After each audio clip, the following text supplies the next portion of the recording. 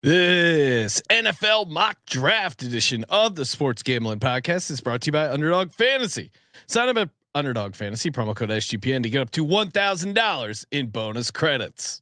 Hi, this is Merrill Hodge, and you're listening to SGPN. Let it ride, baby.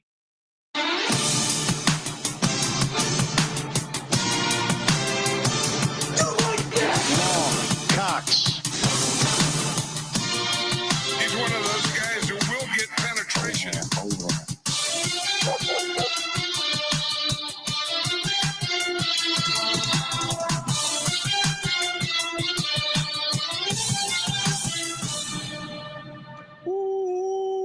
Welcome everyone to the Sports Gambling Podcast. I'm Sean, stacking the money green with my partner in picks, right? Real money, Kramer. What's happening, Kramer? Dog. Well, we're here, Sean. Yes, it's we are the day here. Of reckoning, like the final countdown. Like you just heard from our good friend Merrill Hodge, we both found a way. Yes, to put a mock draft together. Hashtag find a way. Do you feel a little ridiculous as you're building a mock draft? Or is it just that the seriousness that other people take the mock draft?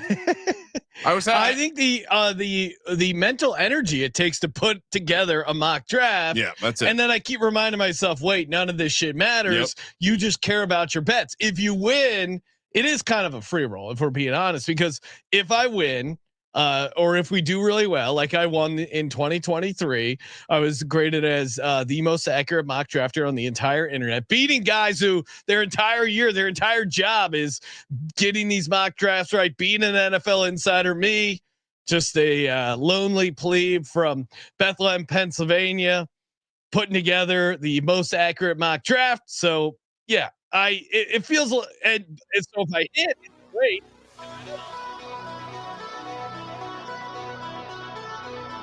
Competitors here over at SGPN. We just raised it every year, right? Yeah. 2023 most accurate mock drafter. There are plenty of people who have this in their profile, right? I mean, no, there are people who kind of pride in it. In the rafters of the SGPN office. I mean, beautiful. Yeah. So that was a lot of fun. It's beating out the other draft specialists to me is super fun. Now, I just put out my official mock draft, sportsgamblingpodcast.com. It's available on the site right now. We'll walk through mine. We'll walk through yours. Now, the mock draft I put out, and you'll see some of it is a little different than some of my bets because, for instance, well, let's see, like at number 4, I don't think you need to explain that ahead of time. I think you just explain it as you go. Okay. Yeah. Well, because I now some of these longer shot bets that I like that I think have good value that I've got down on over at mybookie.ag, promo code SGPN, and MyBookie is a bunch of good prices for the draft, very competitive in that market. So a lot of these. Now, a couple I did like so much that I stuck to my mock draft because I think I have a chance of getting those right. And then some are like, oh, hey, I like it for the price. But for the mock draft, you know, if a guy's like minus 500 favorite to go at a spot, you don't get in the mock draft, you don't get bonus points for hitting long shots. That being said, I still crowbarred some long shots in. Yeah, I think, yeah. I mean, you obviously, some people take it a little too seriously. They try to game it only for the grading, which is dumb.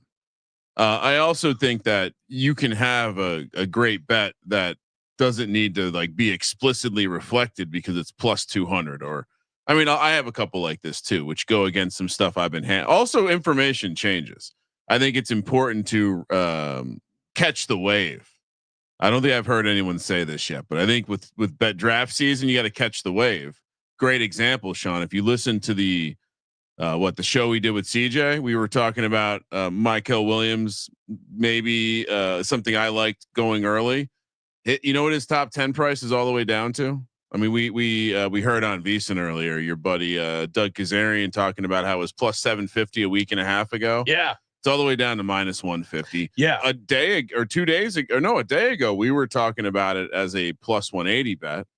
Which I got down on. So caught the wave. I mean, caught the wave. And anyway, that's so sometimes your mock the final mock looks different than a lot of your bets because shit's changed. Yeah. New shit has come to light, as they say.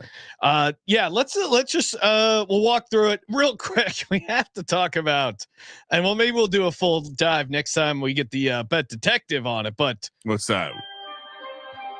Oh, we have to talk about this. Like sands through the hourglass, so are the days of our league. Shannon Sharpe, just to let you know, yes, he had a sex tape with this woman, but she wanted him to the point that the text messages Shannon Sharpe released. You got to go down the rabbit hole, but we got to read some of the highlights. Only if you put that baby gravy in me, then I can do whatever I want to me. I want to put my tongue in your asshole and then marry you. These are texts to Shannon Sharpe. I will say, yeah, women get real freaky with the baby gravy, as she calls it. Let's see what else. You better crave it because you're going to be stuck with it for life after you put a big black baby in me. Oh, and then there were some other ones. Oh, this is I know you missed this big juicy ass. 25K for each cheek, which seems like great economics if you're paying by the cheek. This is the same lawyer that filed the lawsuit against Jay-Z. Supposedly. With the recent one that we haven't heard any follow-ups on. I want you to put a dog collar around my neck and choke me with it while you're fucking me. Which it does seem like this is helping him. One of those guys who will get be more innocent. Now, who the hell knows what happened? But isn't this the ultimate through the whole like Me Too cancel culture? Isn't this the ultimate defense? Like, I'm not worried about this getting out. It feels like he's trying to get ahead of it. He said there's going to be a 30-second sex tape clip that is leaked out that paints him in a bad light. He wants the whole thing to be leaked out because he thinks they're hiding the story. Him releasing these text messages is obviously. It seems like it's an argument of whether she was consenting or not. Now, also somewhere in there, he offered. Apparently, according to reports, he offered $10 million to have this settled before this became a thing. Yikes! Well, that might be a bad look. Yeah, but if you're Shannon Sharpe, $10 million for the sex tape not to see the light of day, that might cost you a $10 million endorsement deal. Like it might just be good business. It's just easier. Well, it's cleaner. Your mom doesn't. I mean, this guy's got a mom. Probably. There's a reason that most things are settled. I mean, if you had 10 million to get rid of this, do I want like people in my life knowing that I got these text messages from this chick? How strong is? Like they must feel their case is very strong to have turned down 10 and go for 50, thinking that the court of public opinion will. Who knows what their strategy will cause is. More pressure to get a bigger number. If I was her attorney, that's 100% what they're doing here. They're trying to get that settlement number increased. Yeah, obviously. So who knows? Shannon Sharpe, you'll figure it out. But Kramer, we got. I will say, it is still a while. I mean. Just the idea that you're such a valuable commodity that someone's going to just try to like a piece of bait. Yeah. Just lay in the trap and wait for your dumbass to come along and fall for it. That is the one. Well, that's, when we're out there at the Circa Ryan, everyone's big fans. The ladies come flocking. I got to say, sorry, ladies. I'm a married guy. Stay away. Not falling for your honey pots. Usually those ladies are the significant other of a fan who would prefer my not husband to come up makes to us. Me listen to your show all the time. Can you please take a photo with him? He's too embarrassed to ask. I can always tell when they are into my voice. No, they give me a look when I say, hey, I'm nice to meet you. I'm Ryan. Oh. And there is a handful of DGenettes. So a shout out to you ladies who hardcore gamblers, love the DGen lifestyle. But good promo, Ryan, because we are doing, obviously we're going to release our mock draft here in just a second, but we will have our NFL draft, our live reaction show. You, me, and a shit ton of SGPN guests, people who host shows for us, big fans of the network and fans of the team. They come on when the team's on the clock. They say, hey, I want them to draft. So I want them to draft Kadarius Toney. and then they draft Kadarius Toney, or the opposite. Please don't draft Kadarius Toney. They end up drafting Kadarius Toney. Whatever the result is, it's and it's great because you get the fans reacting live, instant reaction, and sure we'll be reacting to our bets. It's gonna be wild. Well, yeah, that's the most important part.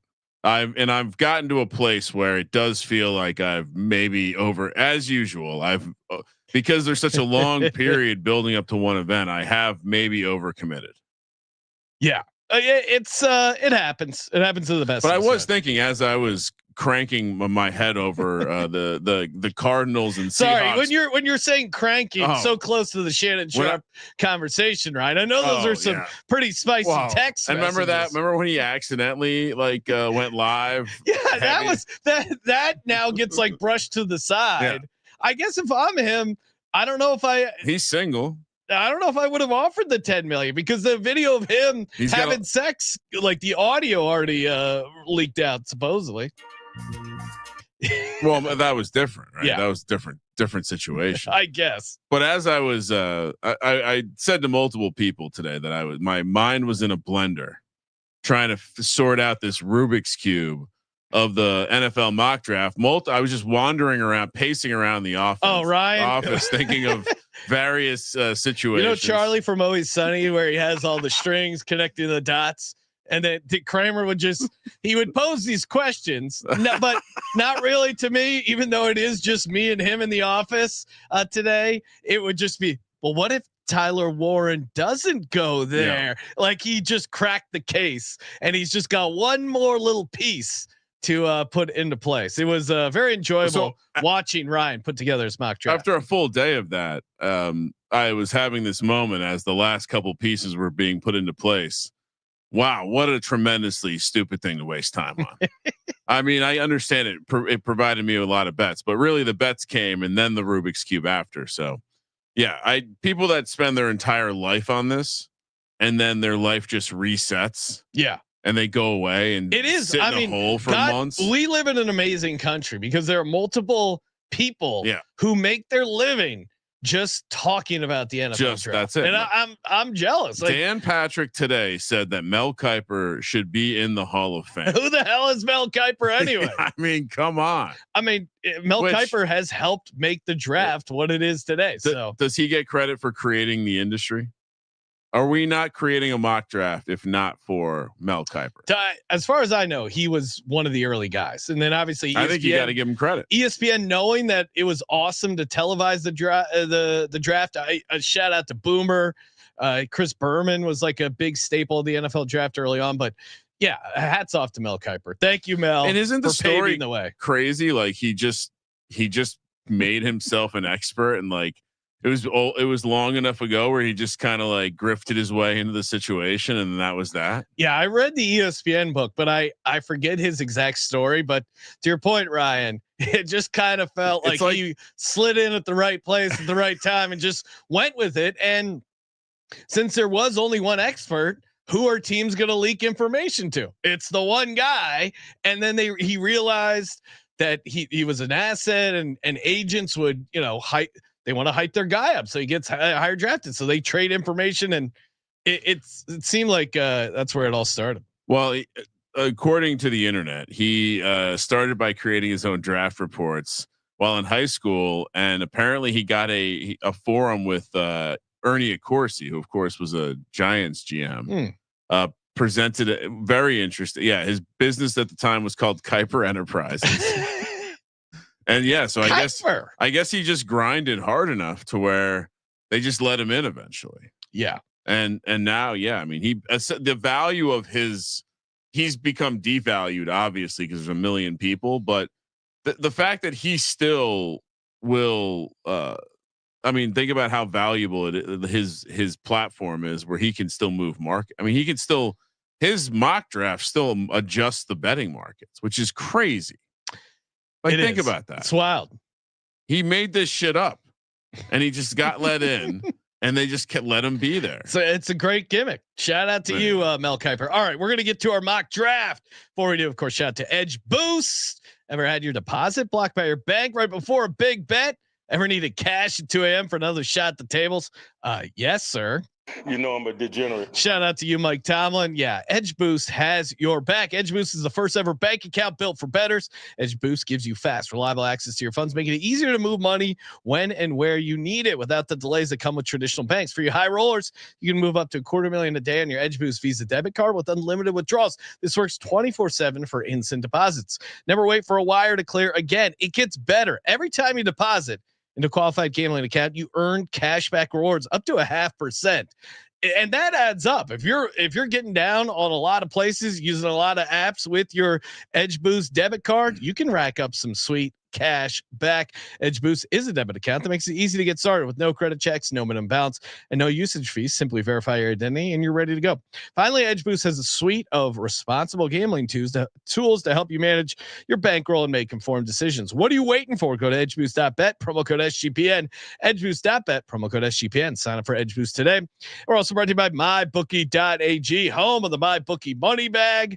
We'll spin that maybe at the end of the show. Super fun. You put in a couple bucks and you get paired with the random future. They set the price ahead of time, so it might be a great deal. It might not. Super fun. Perfect for the DGen only, and tons of draft stuff. If you think you can only get down at certain places, check over on MyBookie. Very competitive pricing on a bunch of markets. I just unloaded a couple soft spots in the market over on MyBookie.ag. Use our promo code SGPN. Get 100% deposit match up to $1,000. Terms and conditions apply. There is a rollover on the deposit bonus. That's MyBookie.ag. Promo code SGPN. Just a couple more apologies to IT00918. Couple more Mel Kiper notes. So officially never was a scout. Created the business in high school. Here's the crazy thing is, so when he met with Ernie Accorsi, who was the assistant GM of the Baltimore Colts at the time, to talk about how long ago it was, Ernie Accorsi told him there is value in this information. It does not exist currently, and you should make a business of it. So, by the way, I think I discovered also the reason he's only doing remote hits with ESPN now. He refused to take the vaccine. So ESPN standing tall and making him work remote. Okay. He's never been back. Don't you find it odd that he's always doing remote shit? No, he's an old guy. I don't know about that. He was like the belle of the ball, and then they just put him in a cage. Now they got that Field Yates trying to be a young Mel Kiper. He's even growing his hair out to be the same. Very interesting stuff. Anyway, all right, let's get to our drafts. Yes, I do. Why don't we go like 3 at a time? That feels like a good number. Or how many picks you want to do at a time? Whatever. Okay. Let's do 4 at a time. My first 4. You don't want to just go through your whole draft and then go through mine. That's too clunky. Yeah. All right. 1 through 4 for me: Cam Ward, Travis Hunter, Abdul Carter, Will Campbell. I went chalk here with Will Campbell. Again, I think there's some value in the long shots, even starting at 4. I gave out Jalen Walker there. I think it was 20-1, 18-1, still a good price. But for the sake of the mock draft, I will keep it chalky with Will Campbell. Not much to say for the top 3. I do think you went chalk all the way through, right? Yeah. First 4 is definitely chalk. Travis Hunter. Yeah, I get it. The Browns don't normally talk about who they're going to draft, but he's the best football player. Cam Ward seems a foregone conclusion. Abdul Carter.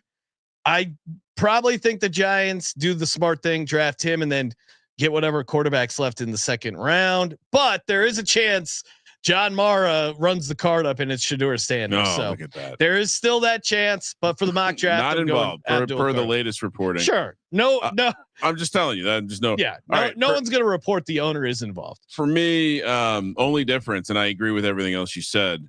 Although I will say the Browns not generally ones to talk about who they're taking. So if they end up dropping the card on someone else, that will be interesting. There people Schrager trying to drum up the idea of there being trade, so people watch the draft, I guess, on ESPN. Well, and Thursday night.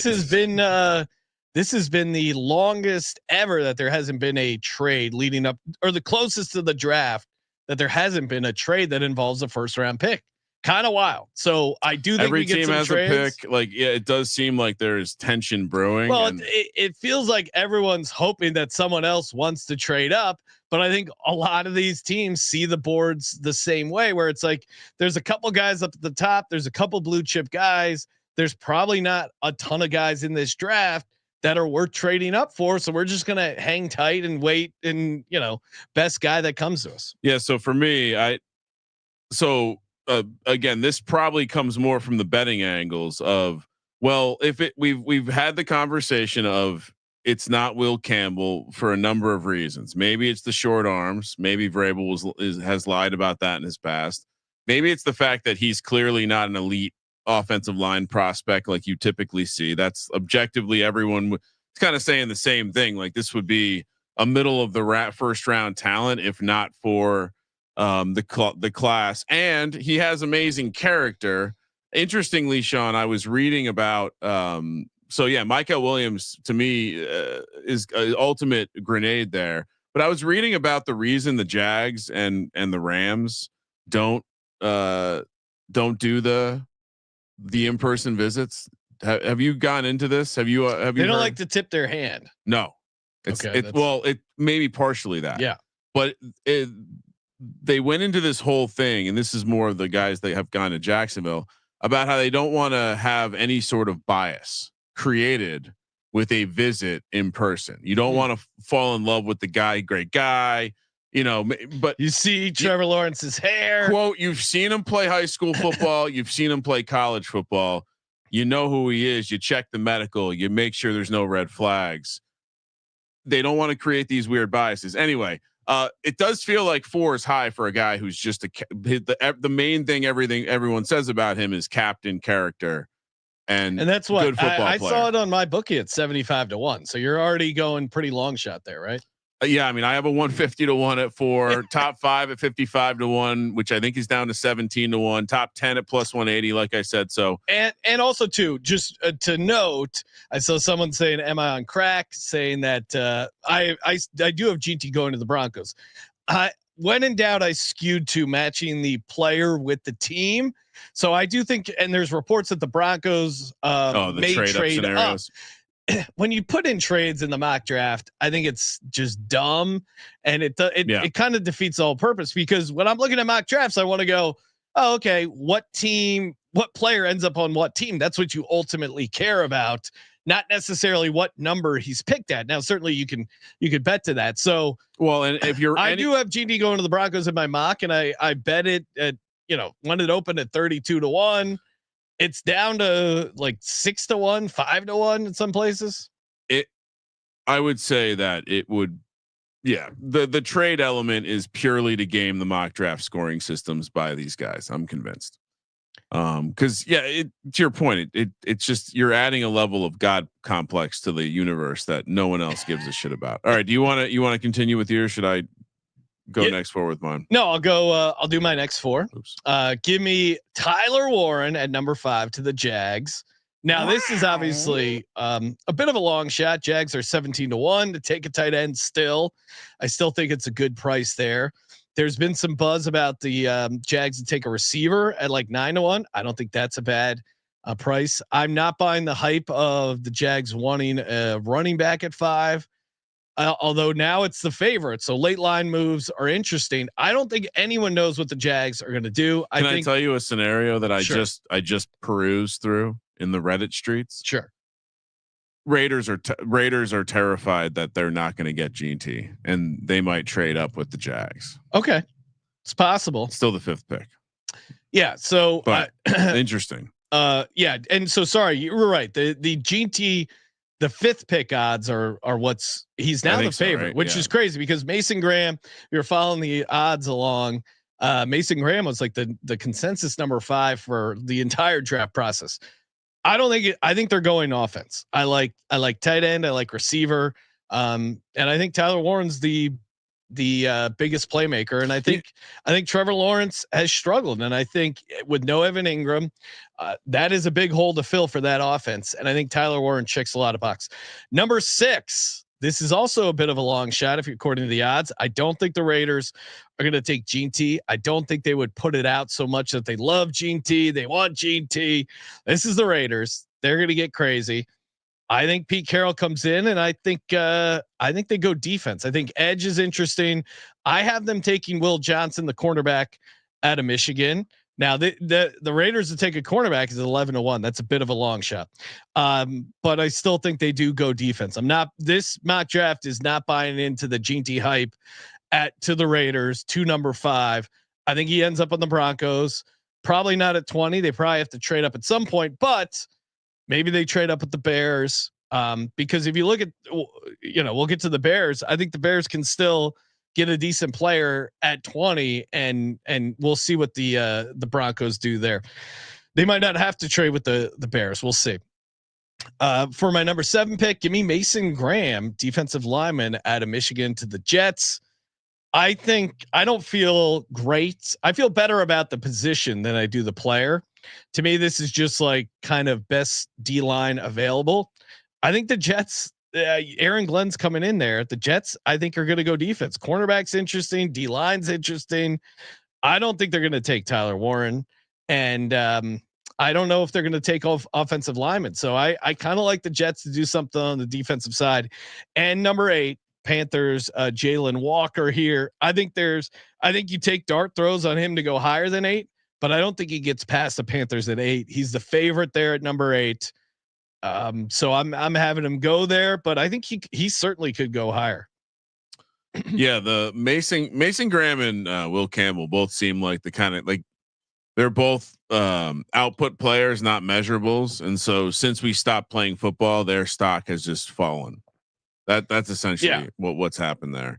And I think with both those guys, you see it less with Will Campbell in the mocks because of the Patriot situation, but I mean, Mason Graham could really fall because you're doing this just because it's the fit, but it could be a different defensive lineman. It could be a different edge, No. And you can still get Jets to go D line edge as the first 859-1, 859-1 over on my bookie right now. So I think, and that's one of my favorite ones. All right. So we got a little different right away. I bought the nonsense with Gene T at 5. Like I said, I don't know if it's going to be the Jags there, but if it is, I think, whether it's I'm bought. I kind of came around on the idea of, so originally it was okay. Mason Graham, short arm guy. They did that with the Rams, had success with it. Now it's like, no, actually these are the tight end and lost Evan Ingram, who was a little bit more dynamic than what they're replacing him with. And Gene T, who they've been trying to replace Travis Etienne for a while. I mean, who's the running back? Tank Bigsby. Love Bigsby. Love it. So the idea that they think that this potentially is what the offense needs. Yeah. And I don't hate it as an idea of them getting help for the offense. It's going to be offense though. I have been, I'm just sucked in by the juicy odds of receiver and tight end in particular. Yeah. I mean, we've heard the Tet McMillan is a big receiver, like he threw to in Clemson with T Higgins. I get that, but it does. I don't know. We heard for so long there are only a handful of blue chip guys. Gene T's obviously one of them. This is a interestingly bold pick by a team. Any team that takes them, it's going to be a bold pick. And then Mason Graham to the Raiders. Sean had hit on the Michigan connection with Tom Brady. What if it's not Will Johnson and instead it's a falling Mason Graham? I could see them take like this. Also strikes me as a and he's another Michigan guy. And I don't know if I mentioned it, but there is a bunch of Michigan connections, obviously, in the Raiders organization, including partial owner Tom Brady. They did also have what Pete Carroll called as a great visit with Mason Graham, quote unquote. Tyler Warren to the Jets. So I've read dueling reports on this. Yeah. Some people saying probably not likely if the scenario is there. Others saying not so fast. And what I did read is the Jets also like Michael Williams. So if he's not there, like he's not in my mock draft, perhaps they prefer Tyler Warren to whether it's the cornerback or one of these other players. So I mean, Jets could go Jalen Walker, Mykel Williams, Mason Graham. None of those would surprise me. Also, what kind of offense you going to run? Like you don't like. I've heard people bash the pass catchers there in New York. It's accurate. They have Garrett Wilson. I mean, Justin Field has showed in his career he can throw to a tight end. And again, if you're going to run a Justin Fields offense, this might be a nice gimmick type of receiver. I know he's quote unquote falling in the mock draft streets, but. And then I'm with you, Jalen Walker to the Panthers seems like the most obvious. I believe he's from Carolina too. Like this is the one bit of chalk that I felt needed to be eaten. Yeah, I'm with you. As far as bets in this range, really, it's just do you take a piece of the Raiders to take a defensive line? Everything else, prices are probably cooked and not worth looking at. All right, for my next chunk of players here, 9 through 12, I got Jackson Dart going to the Saints at number 9. Kelvin Banks. So Jackson Dart. Well, yeah, we'll start with Jackson Dart. Derek Carr is out. They need a quarterback. And I know there's Jackson Dart isn't coming to the draft. It's probably so that doesn't make me love the idea of him going in the first round. That could be nothing though, right? It could be. Yeah, it could be. But I mean, Derek Carr opted out for a reason. In my mind, the Derek Carr shoulder injury announcement was because he knew he was going to get Kirk Cousins. The only reason he is out is if he knows Kirk Cousins. Kirk Cousins. Yeah, yes, you take the S out there. I like that. The only reason. The only reason that that Derek Carr announced that shoulder injury was because he got word that they are taking a quarterback in the first round. And he believes it on good authority. That is my evaluation of and I believe that the Saints, Todd McShay's been all over that they're not doing Shador. So for me, if you're drafting at 9, you're the Saints, and it does fit the kind of guys Kellen Moore wants. And it also leads into the idea of you brought a guy in, you want to go quarterback. You want to fix, how do you fix the salary cap, Ryan? You have a rookie quarterback, or your starting quarterback is a rookie on a deal. So if they don't draft a quarterback at 9, what are they going to do? They're going to hope for the best option in the second round. They're behind the Browns and the Giants, who will probably take a quarterback, and even the Steelers in there. So if you don't take a quarterback at 9, there is going to be no one left in the second round at the 9th pick. So maybe some of these guys slide. And who is it? The Saints beat reporter had a funny stat, Ryan, about last time they drafted a quarterback in the first round was Arch Manning. So it's been a while. Well, funny you say that. Guess who comes out of college next year? Arch Manning. Oh my God. Okay. What if they bookended? What if this is a build-up year? He already had Kellen Moore has the support of ownership, and what better way to bring back history to a great franchise? We won't look into the things they did that were bad. And I kind of like that angle. If that is, Ryan, that's spicy. Thankfully we're not in the NBA, and NFL teams don't season long tank. And that's true. Someone brought up the especially 20 they brought up basically how they put out the early number 1 pick odds for the upcoming year, and it was hilarious to see what they were.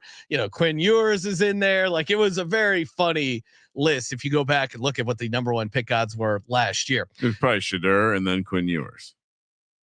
Shador was up there, but he was not the favorite. I think Quinn Ewers was. Maybe we can look it up. So Jackson Dart. Then for the Bears, I have them going Kelvin Banks. I don't think you can have enough good offensive linemen for this Bears team. I like that though. You had to do that. Well, I can't have them taking GT because now I would probably tight end though. You could have gone tight end here. I could have gone Colston Loveland. Yeah. I just kind of don't see it. So I understand there's a lot of smoke for them at tight end. I don't think they need weapons. They need good offensive line. Why did Ben Johnson have so much success? Is it because Jared Goff is awesome. No, it's because he built a very good offensive line, and Jared Goff had a shit ton of time to throw the football. What was Caleb Williams' biggest issue? Holding on to the ball too long. Yeah, some of the sacks were the O-line fault. A lot of it was the Caleb Williams fault. So you can fix it. Yeah, the O-line, they definitely need help there.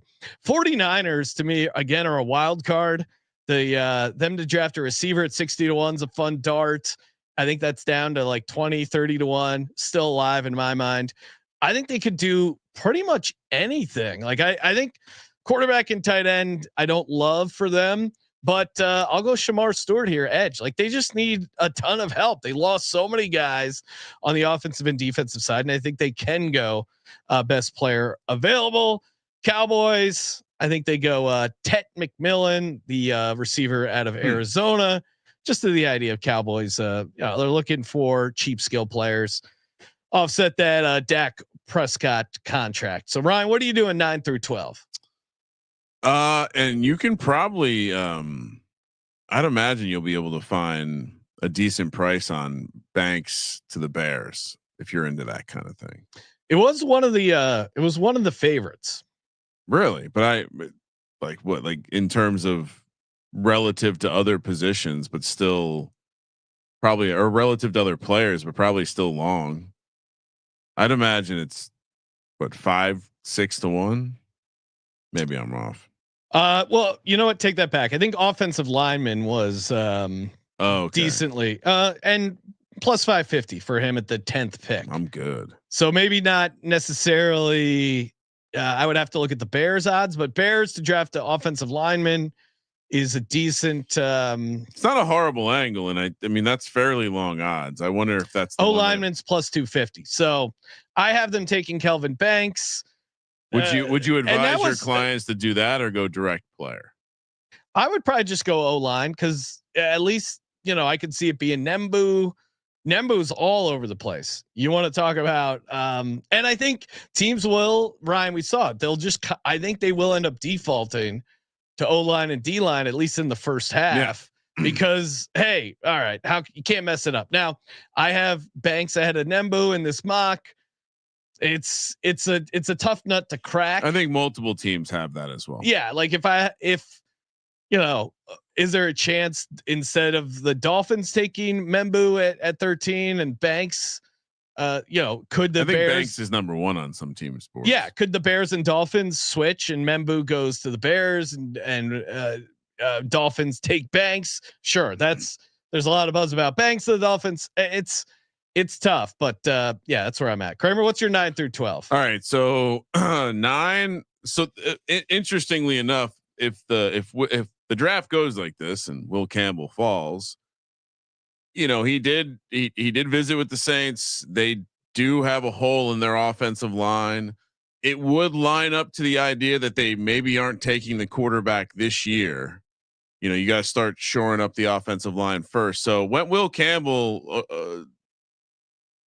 here at 9. I mean, you can certainly, there's plenty of ways you can still bet this. Yeah. If you like this, then Colston Loveland, this is another point in the draft that I feel like having 2 tight ends in the top 10 might be a little weird, but Loveland's getting a lot of steam. Real quick to your Will Campbell point, Kellen Moore came from the Eagles offense.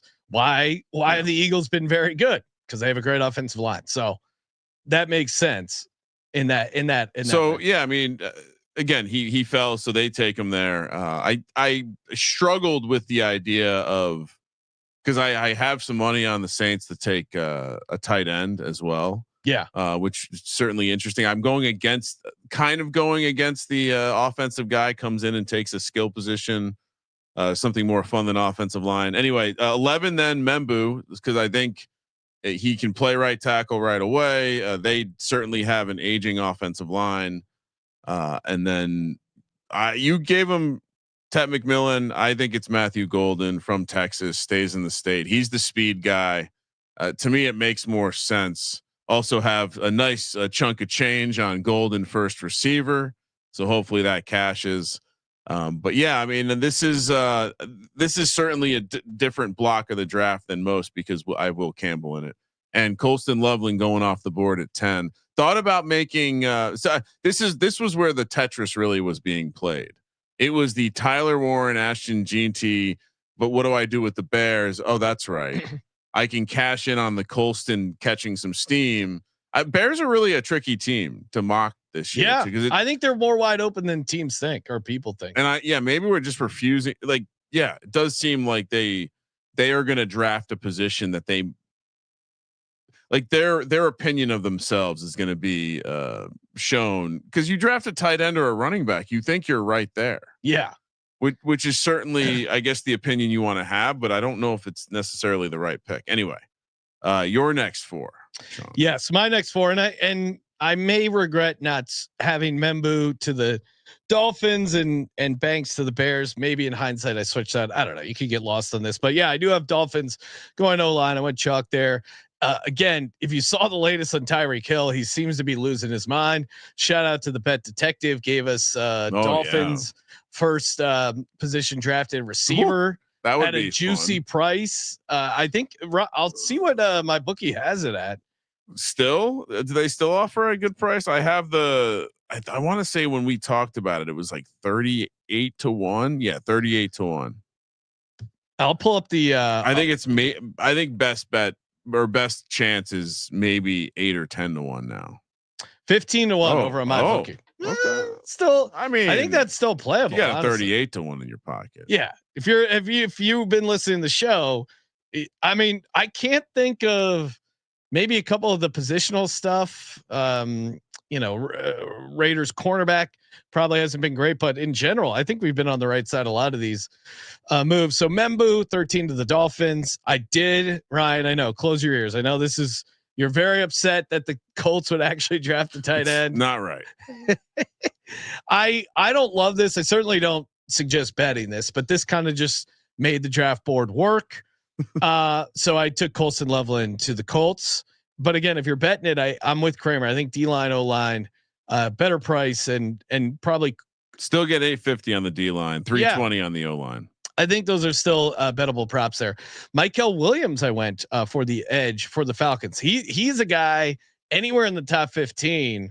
I mean, as high as 3, 4, 5, 6. Him and Jalen Walker, I think, are going to be interesting and really could blow this thing up. Well, per the betting odds now, you have a contrarian take having him fall outside the top 10. Yeah. Now Atlanta, I think probably will go D-line edge.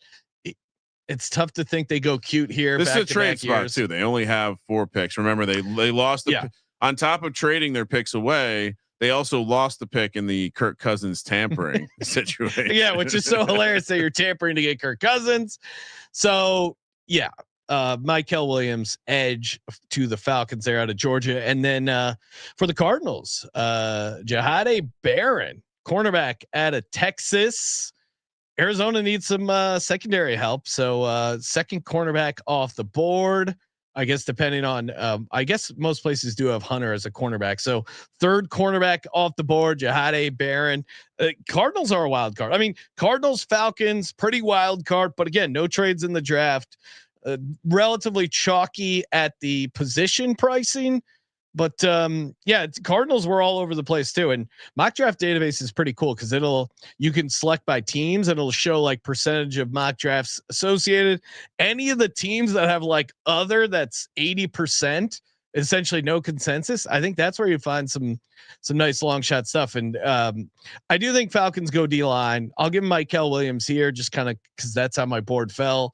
And Barron there to the Cardinals at 16. Kramer, what do you know? All right. So I at 13, I have Banks going to the Dolphins. This is an interesting point in the draft because at one point I thought this was the Will Johnson floor, but the way this falls, I think the Dolphins get a guy that fits the scheme. They obviously need a left tackle. This is kind of, I don't think their offense works if the offensive line doesn't work. So this is a critical pick from them. Back-to-back picks out of Texas. Then 14. We go Gray Zabel, the offensive lineman out of North Dakota State. Wow. This is a Colts pick. A plus 320. Like I said, Dakota. The more that I mocked it, the more that it just seemed like this makes the most sense for the team. They're trying to run the ball down your throat. I never made sense to me that they're going to take a tight end. I still don't. If they take a tight end, imagine being Shane Steichen getting fired with your last first round pick being a tight end. That's not how Ballard drafts. It won't be. 15. We're going to take Shamar Stewart. The Falcons are the exact kind of team that will take a guy with a shitload of traits and off the field problem or questions about effort. I guess the better way to put it. So 16, Sean, Arizona. I really struggled here because Will Johnson's still on the board. I think they could take Will Johnson, but I decided to get a little freaky with it. Tet McMillan stays in the state of Arizona. Okay. They're pushing Local the chips kid into the middle of the table. I did originally have the linebacker Jihad here, but I got scared off with some potential injury stuff. So second receiver Tet, I think his total is at 16.5. So I'm right at it. Also could be a spot a team trades up as well. We think the Cardinals maybe because they're saying so are trying to trade. I mean, obviously the big bet here for me is Gray Zabel, aka offensive line. If the Colts draft an offensive lineman or a defensive lineman, it's so at that point in the draft, that's going to be a very good outcome. It's one of my bigger positions. I've been on it the entire time and the price has not changed. So I just keep betting it. I just keep betting. All right. Hey, we'll get to our second half of the mock drafts. Before we do, shout out to Underdog. Get in on the Underdog. Pick 'em, man. You can play any sport. A win up to 100x. Love me some Underdog. Pick 'em. Great for the best ball drafts as well. And Sean, we might have to do a post draft best ball episode next. I'm down. Yeah. I'm down. And a shout out to they've been running this promo on Tuesdays. The deal reveal. I did it for tonight's NBA action. My reveal. They took Luka, his higher at 31.5 points. It was 31.5 points. I did the deal reveal. I got higher a half point. Obviously I fired on it and wouldn't you know it, he scored 31 points. So that would have been a very frustrating outcome. Fortunately I had the higher a half points. And then on the other, and I paired it with Jaden McDaniels lower 16.5 points and rebounds that came in.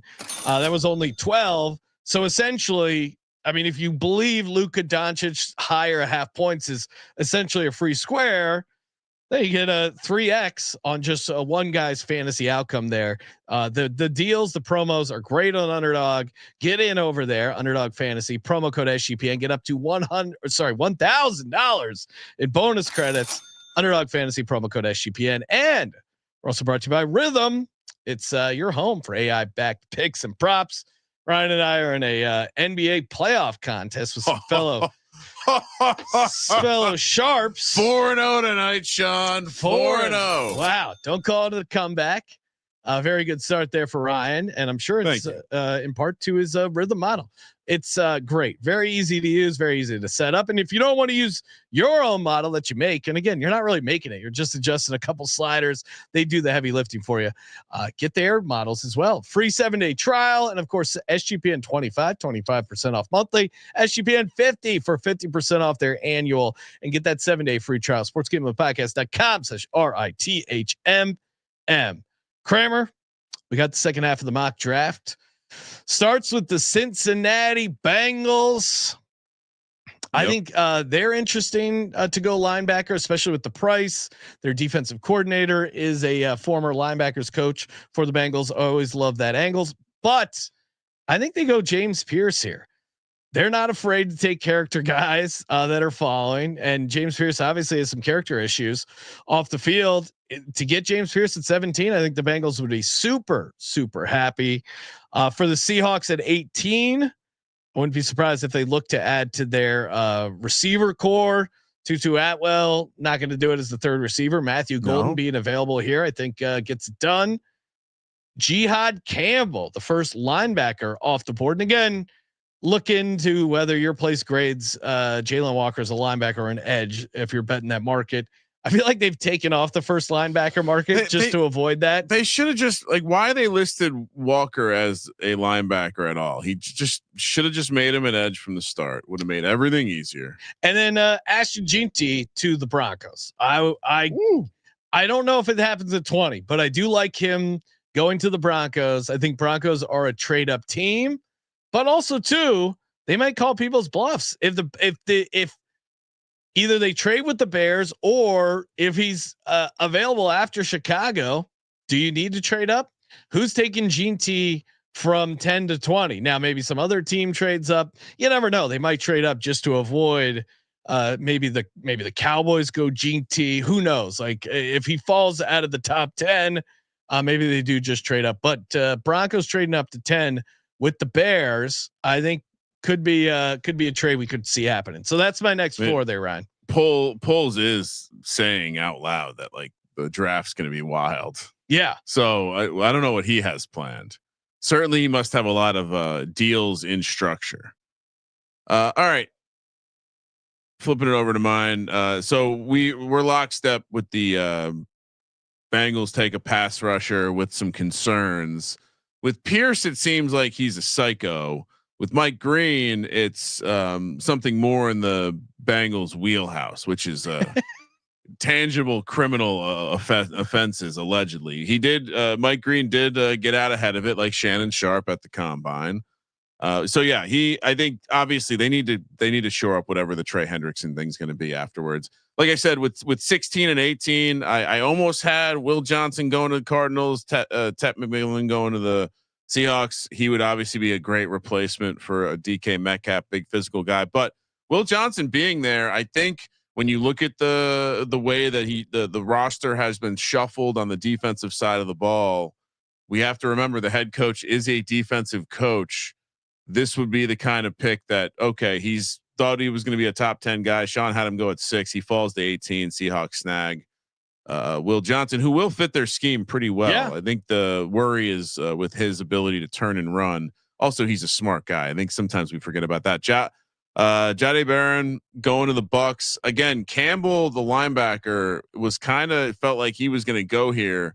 This injury stuff where he might not be ready to start the season. That's got to cause a linebacker to slip, I think. So that caused me to go Barron here. Which I do have a nice ticket. You can still get cornerback first position drafted for the Bucks at plus 400, I believe. I might have a 430 in my pocket. And then I believe you with the Broncos taking a running back with Hampton. I'll also say this could be the position that like this spot's going to be interesting because everyone knows the Steelers are taking a quarterback maybe.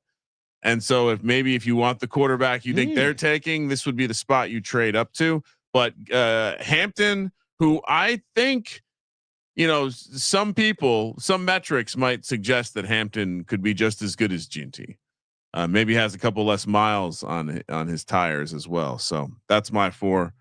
I don't have any. I have Broncos that take a running back. I don't have any direct Hampton stuff. I do have the Ginty bet with you. Hampton is probably priced pretty similar to the running back market. Yeah. Now I would imagine. Well, and from the beginning, they've always just. What do you mean? Well, there is the other element where could one of the Ohio State running backs randomly pop into the equation? Possibly, here? Yeah. For the next batch here, Ryan, I'm going. I could see the Steelers going quarterback. I think again, there's a little game of chicken here in the second half. I think they wait and see what shakes out to them. I think we'll see. And then Aaron Rodgers is looming. Yeah. Looming where?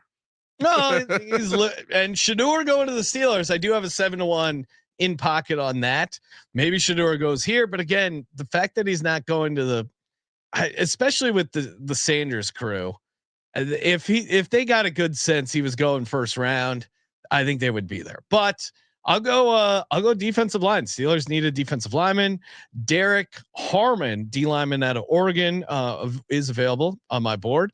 So I think they go there. For the Chargers, I think tight end is interesting. I think this is as far as Colston Loveland can fall. I think just played him a little bit more on 4-1 to go there. But for the mock draft purposes, I'll take another Michigan guy, Kenneth Grant, defensive lineman out of Michigan. Yeah, get a little old in the tooth. They lost Bosa, Khalil Mack's getting up there. I think they need to solidify the defensive line.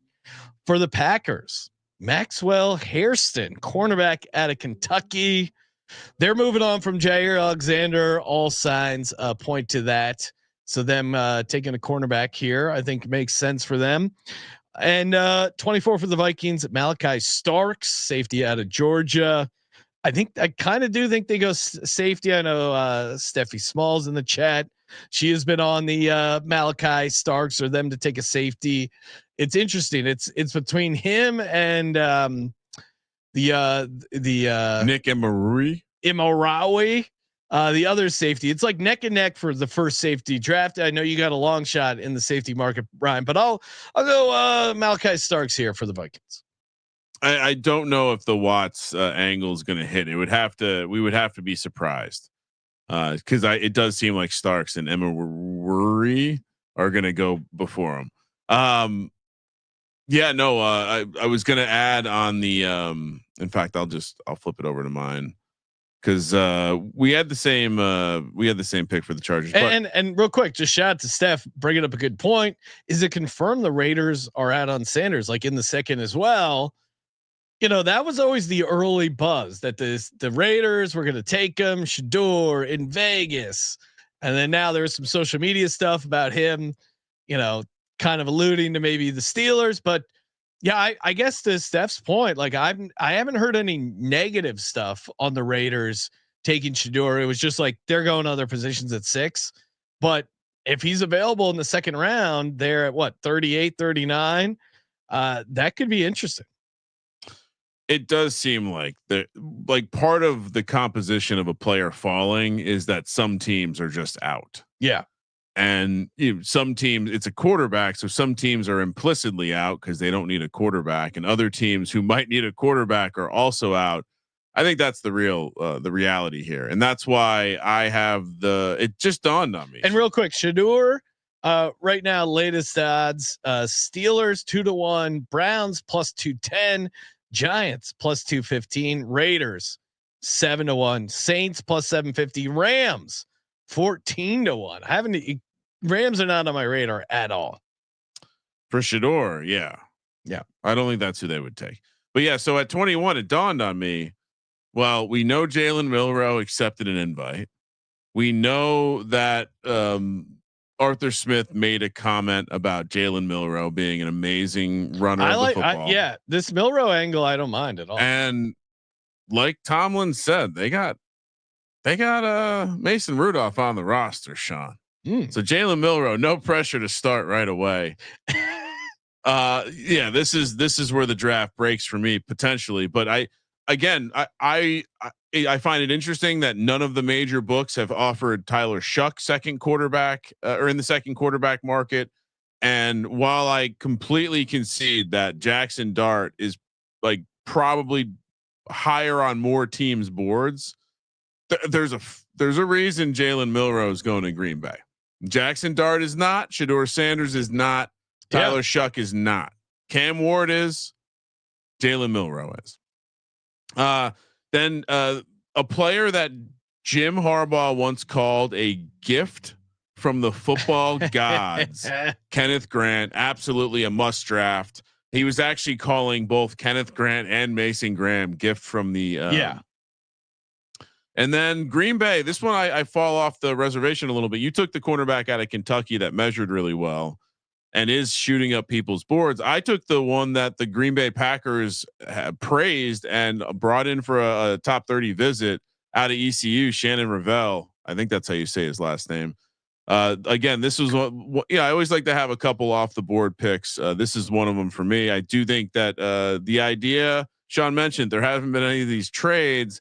Got to see I think Jair Alexander gets moved on draft night. I've already been betting a number of players to get traded, and including Kayvon Thibodeau at 20-1. But I think Jair Alexander also gets traded. His price is very short though. And then I'm with you. Malachi Starks to the Steelers or to the Vikings here feels a little bit like, if they don't trade down, it feels a little bit like the Najee Harris to the Steelers a couple years ago. A lot of science. Everyone's on it, right? A lot of consensus there. All right, next batch for me. Texans go O-line. I have them taking Gray Zabel here. I projects maybe more as a guard, but maybe he ends up tackle. We'll see. Certainly they lost Tunsil. They need O-line. You mocked a Bison from North Dakota State. Yeah. Well, again, I also not worried about his mental toughness. I am. I'm not drafting him. I'm telling you what the Texans are going to do. I did use, some of the odds of like guys that go in the first round. If a guy's like minus 1,000, minus 2,000, all right, maybe double check your draft board to figure out a way to get them in. Rams. Maybe this is a little off the reservation here, but the safety out of South Carolina, Nick Iman-Wari.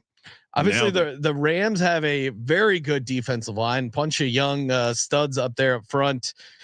Gave the Eagles O-line a little bit of trouble there in that playoff game. Of course, they won. Eagles are Super Bowl 59 champs, but I think they could use some help on the back end. Again, Rams are pretty wide open. I think them betting on them to take a receiver, I don't think is crazy. If Luther Burden gets into the first round, it might be to the Rams. I got a little taste of Rams receiver first position at 9-1. Safety is actually fairly low odds on the chalky-ish side. Mike Green, Ryan, you mentioned his off the field issues. Defensive stud with character concerns. Just give him the Ravens jersey already, Mike Green. And then for the Lions also wide open. I think receivers in play, but I'll go edge rush here. Why they lose against the Commanders? Well, one, they had Jared Goff, and then two, it's true. They couldn't get a pass rush. Now, obviously, getting Hutch back this year will be big, but you can never have too many pass rushers, especially playing all your games in a dome. Donovan Ezaruku out of Boston College there, edge rusher that's getting some decent sweat there. So I like him to go to the Lions at 28. All right. So again, you nailed it with the Texans taking a lineman. I have the Oregon kid Connerly. Then at 26, again, Sean, I very strongly considered Dart to the Steelers and Milroe to the Rams. Did you know when I was digging into the idea that the Jags don't do top 30 visits because of what they did with the Ram when they were at their time at the Rams. So then I was like, oh, interesting. Kept reading more. Did you know the Rams actually broke their own rule to have a top 30 visit with Jalen Milroe? Wow. So I was very close to flipping those. I just want to see Milroe and Arthur Smith together, but I do go Jackson Dart with the Los Angeles Rams. Again, sitting on a 14-1 Rams take a quarterback first in my pocket. I'm also sitting on a 10-1. I'm also sitting on an 8-1, and I'm also sitting on a 7-1. I don't think what's the live price, like 5-1. I'm not sure if I'm still betting it. I might still bet it. I do think there's a chance. I mean, they said that Stafford's a year-to-year situation. That's not exactly which, you could also argue McVay's going to retire, all that nonsense. Anyway, Dart goes to the Rams. Surprise, because he didn't go to the draft. Oh my God! Ravens take the most Ravens lineman, Tyler Booker. Not a guy that fits in a lot of the other teams looking for linemen around here that run more of the zone scheme, but does fit with the Ravens schematically, Sean. And then at 28, a little bit of a diversion from reality, potentially 50-1 to get him in the first round. Harold Fannin, of course, we re-reviewed this. He led college football in receiving yards and receptions out of the MAC. And guess what? The Lions brought him in, and you wouldn't believe it. Dan Campbell called him a football guy, Sean. Yeah. So 50-1 for him to go in the first round. Fun long shot bet. You pointed out they have Sam Laporta. Yes. I think part of this involves Jameson Williams perhaps getting dealt. Okay. Maybe the offense starts shifting a little bit. But I'm not gonna critique your 50-1. It's fine. I passed the mock draft through AI, and this was also a pick it highlighted as a major error. Well, I no, but I would say towards the end of the round here, 27 he could go, 28 he could go.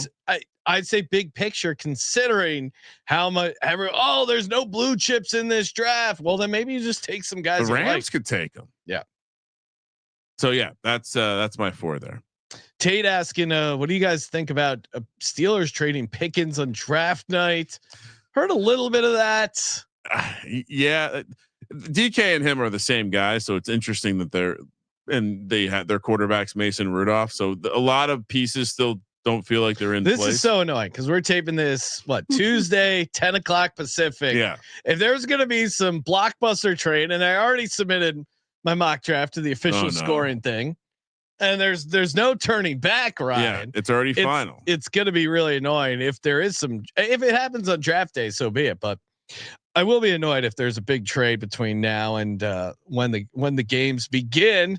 Of course, tune into our live draft special. I see Steph in the chat. We got a bunch of contributors, SGPN hosts, and it's going to be fun. YouTube.com/sportsgambling podcast. React live to our bets, to the picks, different fans or hosts representing their teams. It's always fun. You want a promotion of who's going to be here? Sure. It's been a while since we've heard from him, but shout out Big Rob. He will be Dolphins joining us during the Dolphins pick. All right. So last for me. Now this, of course, because I have GT going up higher, that pushes Amari and Hampton down here to 29 to the Commanders. I think if they had a shot to get him, and there's been some rumors linking him to, like, I was surprised how many mock drafts. I walked through the mock draft database for each team, and I was surprised how many mocks had them getting a running back and getting Hampton here. Now, maybe that's wishful thinking on Commanders fans. They are also, I can see, kind of doing a little bit of anything there. For the Bills, just why did the Bills lose against the Chiefs? Well, one, they don't have a top tier quarterback like Jalen Hurts. Two, no interior push, Ryan. They want to outlaw the tush push. Why? Because Josh Allen can't do it, and they have weak interior O linemen. That needs to change for the Bills. Give me Tyler Booker to them out of Alabama, and keeping it chalky with the Chiefs. Josh Simmons, nice little fall for him here for the Chiefs. I'm sure if he's on the board, Andy Reid's going to scoop him up. What is it, like a slight injury thing? But this is also like a consensus point on a lot of people's drafts. Simmons to the Chiefs. I feel like the Chiefs ending up with Simmons or Connerly is very common. And I noticed that you have. So if Connerly falls to the second round, the Giants draft him. Like, fuck quarterback. Don't need quarterback. Take Connerly. You guys, I'm being honest. You need a quarterback, right? And then for the Tyler Eagles, Shuck in the third. I don't know if he's. We'll see. For the Eagles, I have them taking Walter Nolan. He's an SEC guy looking to add to D line. Kind of got a little picked apart there. As far as betting stuff, I think them to get a safety as their first pick is interesting. I would keep an eye out on Jalen Walker. That is a guy they have their eyes on. You think they would trade up? I think they would. They have a shit ton of picks. They also have Dallas Goedert as potential trade baits. So if they move up, it's going to be for an edge. It could be Mykel Williams. It could be Jalen Walker if he falls. Now they just have a ton of picks. Howie loves trading up to get his guys. If you're looking to play the team price, the chalky bet is D line there. They could also O line, safety maybe, but they're usually not a team that drafts a safety or values a safety that much. They just let GJ walk, which means maybe they need a little bit of safety help. But I'll go Walter Nolan here. I did bring up to you the concept of Fannin going to the Eagles. And that is laughable. You scoffed at it. Yeah. I did then point out that the Scott Loeffler did just come from being the head coach at Bowling Green. No, that's a good nugget. That is potentially but I think if they were draft day deal sending, they're not a team. Howie, they drafted Dallas Goedert in the second round, and that year they didn't have a first round pick. So, maybe they end up with Fannin in the second round. Like if he's there at 64. I can see it, but not in the first round. I would be shocked. I would be floored. I dare them if they draft a tight end in the first round. So, and then Walter Nolan's a guy that the Eagles are a team that always usually drafts a guy they have visits with. So, and they've had him in a bunch. All right. Yeah, no, I I think the end of this draft, I mean, Washington, it did seem defensive head coach, the defensive line, like the problem with that team was the defensive line. If they get Derek Harmon here, I think Dan Quinn will probably be confident enough to deal with whatever the concerns are there. I have a nice piece of Emeka Ibuka going over 29.5 at plus 200. Slightly contradictory to my under 2.5 receivers in the first round, also at 200, actually a little north of 200. But I have read some stuff that, much like you have them taking an offensive lineman, the idea that they could continue to add weapons around. I mean, I don't think the Josh Palmer signing excludes them. Ibuka is a completely different player, much more like Khalil Shakir, honestly. And if we think that's what that team wants to do, and Dalton Kincaid didn't work out exactly like they had hoped, this is an interesting spot right here. Also think they could just, I do have a piece of them to go receiver first at 15-1. Also think they could, like Sean had them go offensive line. Now James Pierce, I would be a little surprised because Howie Roseman went at just jumping ahead. Oh, I thought you were talking. No, I was talking about it. Mecca. Okay, sorry. And then Simmons at 31 to the Chiefs, and James Pierce 32. It does seem like a very Eagles pick. Well, I would point out Howie Roseman went out of his way to say they don't draft players who have been convicted of domestic assault. Now he was accused of domestic assault, so now maybe that's his loophole. But I guess I'd be a little surprised that the fact that he went and verbalized that in an interview. But to me makes it slightly less likely that they would take. So I got the sense that the red flags for James Pierce aren't necessarily criminal activity. It's like that he's actually psycho. And then again, teammates have had issues. They did bring him in for a visit, so he checks that box. But I'm sure it'll come down to what Big Dom says. Big Dom sees all right. Sure. Yeah. I just, at this point in the AJ draft, Brown got his car back. I don't know if you saw the story. AJ Brown had his car stolen. He did the nice guy thing of he put out a video. Hey man, I knew you took my car. Just bring the whip back. No questions asked. Guy didn't bring the car back. Car got recovered in record time. Of all the car thefts that happened in the Philadelphia area, they tracked this guy down in like 4 hours. He was also. Don't they have like those? I'm sure it has GPS. I think it was a nice Mercedes Benz. I think had tracking. And also the guy Tom just uses air tags. The guy parked it right next to a police stakeout. So they got him in record time. It was pretty funny. Doesn't look like an Eagles fan, probably a Cowboys fan. I mean, I've seen a number of videos on the internet where people had some sort of traceable device in their car gets stolen. They just go get their car back. Yeah. Fuck it. I mean, you have the keys. I know, it's the craziest thing. How dumb are people? Anyway, no, but yeah, James, I felt better to give the Eagles a defensive lineman or edge. Seemed more obvious at this point in the draft. There's a couple that could go here. Well, and I think if they do trade up, it's only to get an edge. There's no other potential position. No, I mean, you look at what they value. It's receiver, cornerback, O-line, D-line. There's no one in this first round that's tempting to fill a need that they would want that they could trade up for. I don't know. And even edge, I'm a little skeptical. I think it would be Jalen Walker, maybe Mikael Williams. You sure they're trading up? You say you've been pretty confident that they're going to. Howie likes trading up, and they have a ton of picks. So, and Dallas Goedert is potential trade bait, although his odds to get traded on draft day are 20-1. So I still think Dallas Goedert is going to be an Eagle this season, would be my prediction. But there's certainly rumblings. We'll see what his deal is. There hasn't been any sort of. I go back to they go, hey, we allow you to go seek a trade. There hasn't been any teams breaking down the door to trade for Dallas Goedert and re-sign him to a bigger deal. So I think he will end up an Eagle. Do you think there's been no trade so far because there's so many people interested in trading that they don't want to get a bad value on the trade? and they're just going to wait till draft day? Or do you think it's because it's all bullshit and no one actually wants to trade outside of the Cardinals, or like someone trade with me? No, I think a lot of teams want to trade down because these scouts are all very similar. I think you read anything, this is considered like a bad draft, and there's only a limited number of blue chip players. You're not going to trade up for a non-blue chip player for the most part, and trading up for a position that's not a quarterback, that might not be a blue chip guy, quote unquote. The history has been horrible. Even trading up for quarterbacks, it has to be your guy that's like getting you excited. I don't.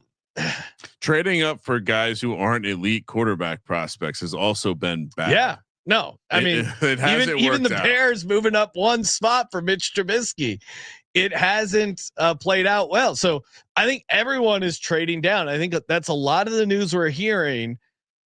Oh, hey, maybe there's this Gene T trade. Like they know there's a couple blue chip guys that maybe you can bait a team into trading up.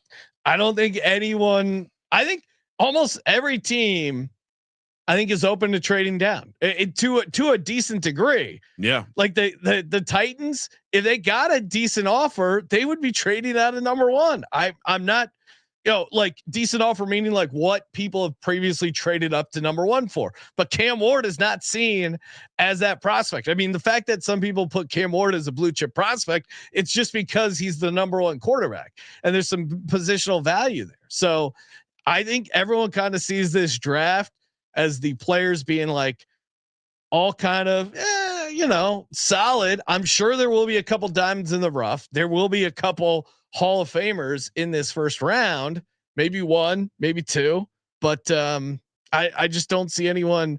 It's going to be interesting. Now, maybe once the draft starts, Ashton Gene, there'll be a couple dominoes. Gene T will be a Hall of Famer. You think so? If I had to bet on a player from this draft to be, it would be Travis Hunter, Abdul Carter, or Ashton Gene T. I don't know who else I would put in that category. I would probably put Travis Hunter if it wasn't for the fact that I think he's going to end up on the Browns. That really could be a problem. Ending up on ending up on a historically shit franchise like the Browns can fuck you up. And yeah, I just quick update. Shout out to all the books putting up the Cam Scatterbo props. Oh, I love it. They know not they a know first rounder, but Sean, Eagles to draft Cam Scatterbo 30-1. Giants 15-1. Giants did have him in for a visit. That would be excellent. I might have to. Where are you seeing that, Ryan? I might have to take the blue book, and Circa has over under 120 and a half. Yeah, the problem for his is draft position, which is halfway through the fourth round. Problem is Eagles like Will Shipley, but they got no more. Boston Scott's been dead for a little while. Kenneth Gainwell is gone. I was explaining to my wife when we discussed the Mike Leach, how he was close to signing a midget just for that play of handing the ball off and throwing him over the goal line as a goal line play. And shout out, I think multiple people came up with the name Leach Launch. You got hooked up with the gift card. And my wife had a great line where she said, "Why isn't there a small person in the NFL? Look at how good Boston Scott was." Love Boston Scott, but not a legit midget. Although you might be able to toss Boston Scott. Although he was built like a bowling ball. He would be a little tough to throw. Yeah. Like you're probably better off tossing Shedeur Sanders than Boston Scott. Well, I mean, it's like you want to look. Yeah, I guess maybe less air. Yeah, although the denseness of the person would make it easier to throw. What do you think Boston Scott weighed, Ryan? Probably more than 195. 203. Yeah, he's thick, which is crazy considering he was listed at 5'6", which I think was kind of being generous. So, but the lineman couldn't see him. That was his great edge. Last thing, 5'6", 203. Shedeur. I've been saying this for a long time. Are you getting your Shedeur jersey? I've been saying this for a long time. Yeah. Which, if the Giants draft a quarterback, if that quarterback earns the right, I will purchase the jersey. But Shedeur slides, I'm seeing places have a Shedeur slide special. It's all the way out to drafted 15th or later, minus 310. So with that, now if he goes into the second round, which I've been predicting for a very long time, but people laughed at me, seems very real. Then it completely opens up the books, and anyone can take him. Which is the surprise team to take Shador? Yeah, Jets, 21-1. Is that on the table? Yeah. I mean, why not? Right? Jets, Dolphins, 60-1. I'll say this. I know Niners, 100-1. I know you don't want to hear it, but talk to Ryan McKee, Cardinals super fan, aka Rich Fat Baby. 150-1. Cardinals set at quarterback? Not according to the fan base. I was on the Cardinals. I was on the Cardinals subreddit. It's a sad place. So, Jonathan Gannon, how do you save your job? Get you quarterback. Give it a little hope. Seattle Seahawks, 38-1. No, they just brought in Darnold, but it's again, that would be the Michael Penix plan. It's a 1-year deal. Yeah, I think if I had a long shot for Shador, it would be the Cardinals. Niners 100-1 is pretty interesting. Nikki in the chat saying the Raiders. Yeah, well, the Raiders are 7-1. Or what do you see? Shador team to draft Shador Sanders. Steelers plus 190, Giants plus 340, Browns plus 350, Saints plus 430, Rams 14-1. Yeah, Raiders 15-1. Oh, okay, because the place I was reading at, it had earlier in the show had Raiders at 7-1. Sean, the Cowboys are down to 32-1 for Shador. Oh my God! It was 55-1 a little while ago. Now, I mean, Sean. Yeah. How long can Jerry go and not take? And shout out to the bet detective, because you know what he's going to do if he drafts both the Sanders kids. That's like half the negotiating for getting Dion out there to be the coach. And he gets a discount. You think he wants that mop Schottenheimer coaching his team? That's embarrassing. All right. Good times as always. Thank you everyone for checking out the show. Follow us on X at Gambling Podcast, mybookie.ag, promo code SGPN. Get in on the live draft show. It's going to be a ton of fun. YouTube.com/sports gambling podcast. Watch along with the draft. You don't need to listen to the dumbass Mel Kiper and all the other people. We're going to give you what you care about. What the draft bets, any live draft bets, instant fan reaction. It's one of the most fun shows of the year. Going to be a blast. Do you have any NBA picks for tomorrow? Yeah, give me the Boston laying 10.5 against the Magic, 197.5.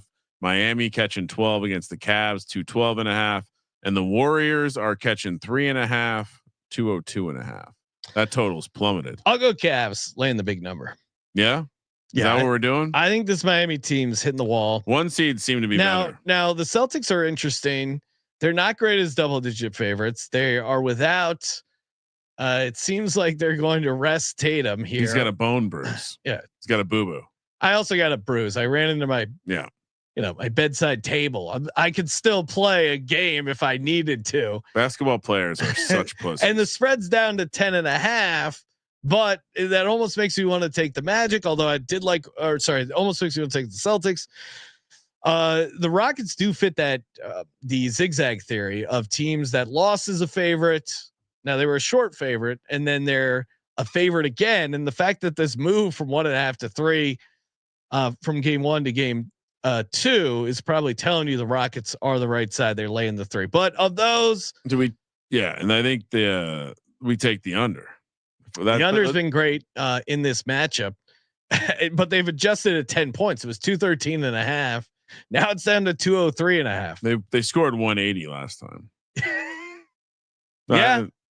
I mean, I think the Rockets shoot better, but you're right. The play there is probably Rockets in the under, Cavs laying the 12. Those are my official. The Magic Celtics. I guess I would take Magic in the points, but that one, I'm not touching that. Yeah. Kramer, what's your favorite plays there? I think the Cavs makes a lot of sense. Yeah. And I think also, why are we not? I mean, I understand zigzag, but why are we not just taking the Warriors again? I guess I'll just take the under Cavs, and I'll take the under in the Rockets game. All right, there you go.